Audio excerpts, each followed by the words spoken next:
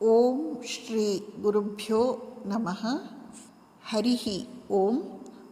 ಶ್ರೀಮಾತೆ ಶ್ರೀ ಶಾರದಾ ದೇವಿಯವರು ಹೇಳುತ್ತಾರೆ, ಮಗು, ಜನ ದುಃಖವನ್ನು ಹೇಳಿಕೊಳ್ಳುತ್ತಾರೆ.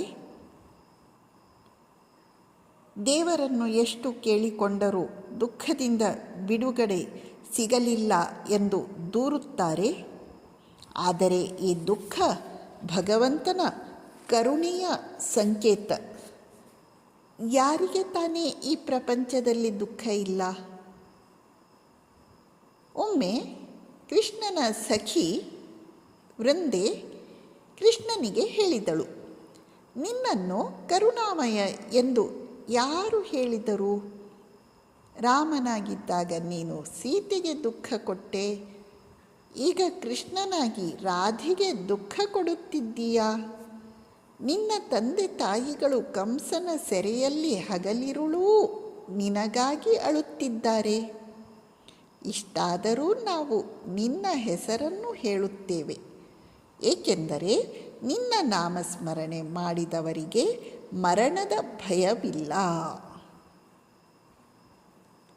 ಶ್ರೀಮಾತೆಯವರು ಇಲ್ಲಿ ದುಃಖಗಳನ್ನು ಭಗವಂತನ ಕರುಣೆಯ ಸಂಕೇತ ಎಂದು ಭಾವಿಸಬೇಕು ಎಂದು ಸೂಚಿಸುತ್ತಿದ್ದಾರೆ.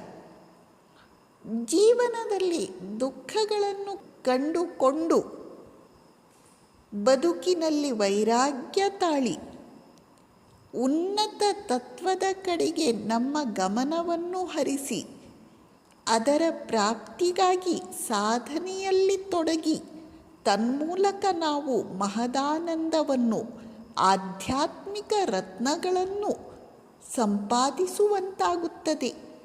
ಆದ್ದರಿಂದ ದುಃಖಗಳು ಭಗವಂತನ ಕರುಣೆಯ ಸಂಕೇತ. ಇನ್ನೊಂದು ಮಾತು ಇಲ್ಲಿ ಶ್ರೀಮಾತೆಯವರು ಹೇಳುತ್ತಿದ್ದಾರೆ, ಯಾರು ಭಕ್ತನೋ, ಯಾರು ಸಾಧಕನೋ ಅವನು ಕಷ್ಟಗಳಿಂದ ಪಾರಾಗಲಿಕ್ಕೆಂದು ಭಗವಂತನ ಸ್ಮರಣೆಯನ್ನು ಮಾಡುತ್ತಿಲ್ಲ. ನಿಜ, ಭಗವತ್ ಸ್ಮರಣೆಯಿಂದ ಕರ್ಮಪಾಶ ಕತ್ತರಿಸಿ ಹೋಗುತ್ತದೆ, ಆ ಮಾತು ಬೇರೆ. ಆದರೆ ಭಕ್ತ ಅವನು ಭಗವಂತನ ಸ್ಮರಣೆಯು ನಮ್ಮನ್ನು ಮರಣ ಭಯದಿಂದ ಪಾರುಗಾಣಿಸುತ್ತದೆ ಎಂಬ ಕಾರಣಕ್ಕಾಗಿ ಭಗವಂತನನ್ನು ಪ್ರೀತಿಸುತ್ತಾನೆ, ಭಗವಂತನನ್ನು ಪೂಜಿಸುತ್ತಾನೆ. ಎಂದರೆ ಭಕ್ತ ಪ್ರೇಮಕ್ಕಾಗಿ ಪ್ರೇಮ ಎಂದು ಇದ್ದಾನೆ ಹೊರತು ಯಾವುದೇ ಫಲಾಪೇಕ್ಷೆಯಿಂದ ಕಷ್ಟ ಪರಿಹಾರಕ್ಕಾಗಿ ಆಗಲಿ ಇಷ್ಟ ಪ್ರಾಪ್ತಿಗಾಗಿ ಆಗಲಿ ಭಗವಂತನನ್ನು ಸ್ಮರಿಸುತ್ತಿಲ್ಲ. ಕೇವಲ ಪ್ರೇಮಕ್ಕಾಗಿ ಪ್ರೇಮ ಎಂಬ ಅತ್ಯುನ್ನತ ಮನಸ್ಥಿತಿ ಅವನದ್ದು. ನಮಸ್ಕಾರ.